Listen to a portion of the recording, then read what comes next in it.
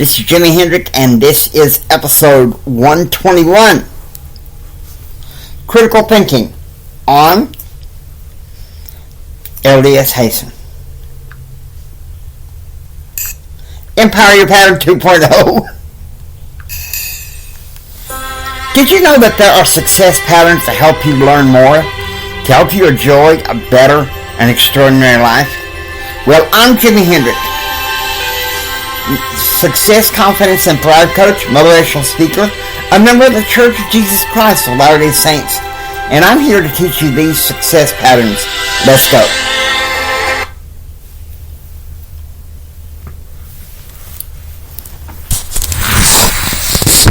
About 2 weeks into political analysis class. Oh boy. Being inconsistent on appearing in class. On Monday the 27th of January, Gregor Moore chewed me out like you wouldn't believe. I learned the lesson. I showed up at 10 before 8 every time. And toward the end of the semester, he took note of that. Now, that kind of goes into some of the Latter-day Saint beliefs that critical thinking and faith and intellect are not exclusive. We have a saying in our church that says the glory of God is intelligence. And He gives us this intelligence.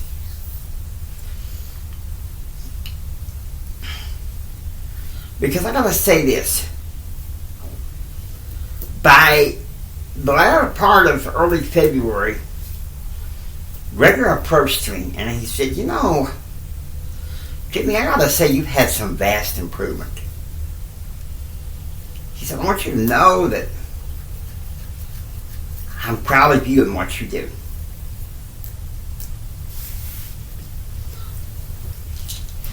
So what is involved in critical thinking as far as your success? Well, in some ways that's easy.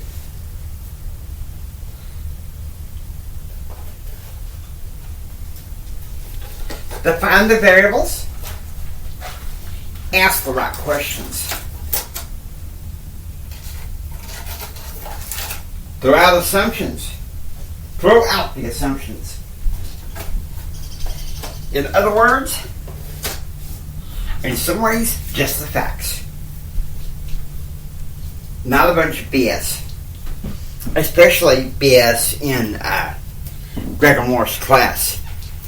And I remember around that time that he said I had remarkable improvement. One of his classes, we was talking about illustrations in research methods.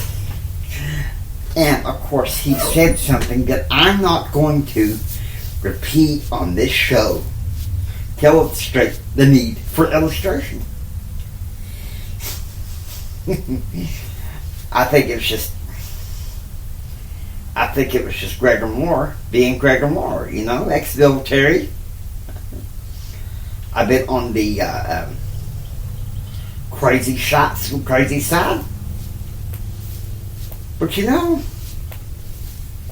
I gotta say, he was a far cry from Jerry Murchison. And I think if those two had met on campus, they might have clashed.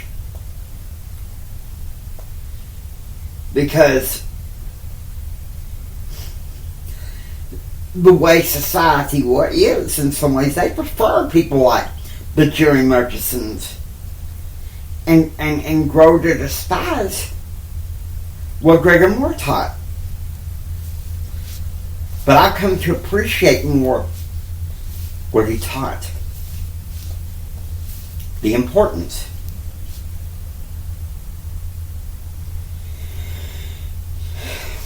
You know, I remember in 2006, my friend Brad, he's like, can you explain to me rationally and biblically why you're in this church? And I mean, Brad was being reactive and antagonistic along with my friend Harry at the time, and maybe to a lesser degree Jim Bob. Of course, Jim Bob was just as bad in many ways. Rationally, yes. Biblically, to some degree. But it's hard for you to really, once you come to know something that is life-changing, it's hard to really challenge that. Unless you do it with critical thinking. You do it in a reactive way, I'll tell you something. That's like a powder keg. You don't want to touch that. That's like throwing 2 pieces of meat at one dog, and that other dog wants to tear that other dog apart because you threw him 2 pieces of meat. I mean, I know that sounds ridiculous. I know that sounds ridiculous, but listen to me. That's what the reactive culture was getting to. See, I had political analysis class this spring before. I just don't think it was taught in the way that I needed to know. And when I told people that I was going to sign up under Gregor Moore, it's like, oh no, if you don't show up at 8 o'clock on the dot, he'll mark you out and he'll chew you out. But you know what? It was a wake-up call. Professionally, personally, you don't just show up, you show up on time. In fact, you show up early. He drilled that into me.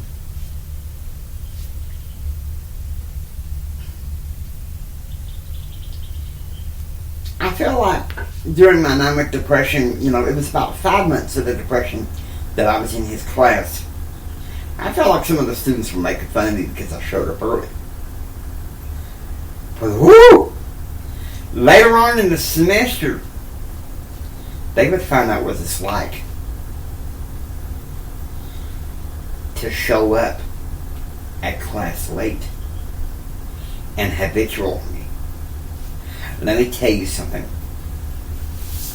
Showing up at class late, and I mean not 8 o'clock on the nose, that brought out the Papa Bear in Gregor Moore. And see, my friend Jim Bob, when I went to paralegal school some point later, he's like, some of these people, they're not even aware of what Gregor Moore taught you.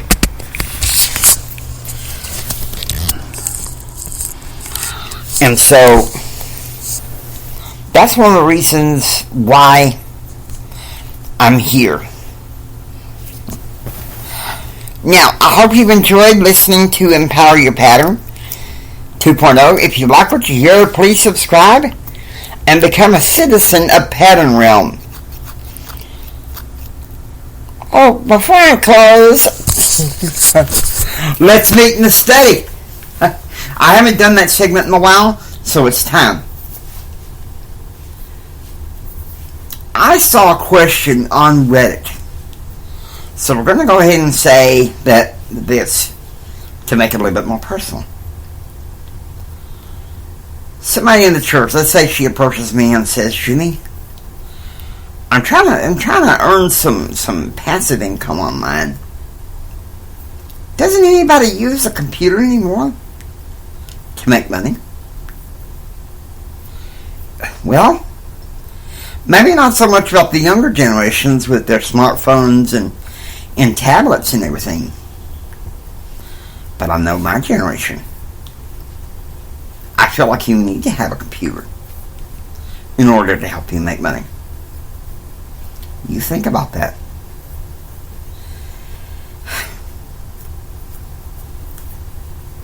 See,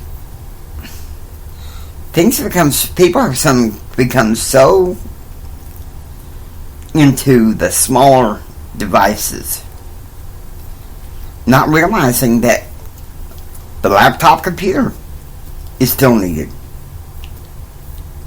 I'm recording this podcast on my Chromebook. Okay? I'm going to be using the Chromebook, hopefully, to make online courses on Udemy. I tried Teachable, but it doesn't really fit into my budget, and so I'm thinking hopefully Udemy. Who knows what gets to happen? But the fact of the matter is this.